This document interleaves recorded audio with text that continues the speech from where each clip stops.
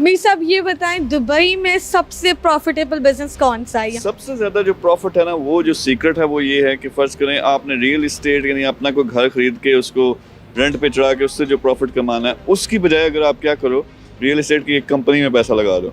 यानी वो पहले से फ़र्ज़ करो जी, अगर 2-4 लाख दिरहम कमा रहे हैं, प्रॉफिट कमा रहे हैं, आपने मिलियन दिरहम उसमें डाला, हो सकता है आपको महीने का ठीक ठाक यानी 4% 3% इस तरह से अच्छा रिटर्न मिलना शुरू हो जाए। लेकिन साथ क्या होगा, कंपनी की वैल्यू बढ़नी है साल बाद।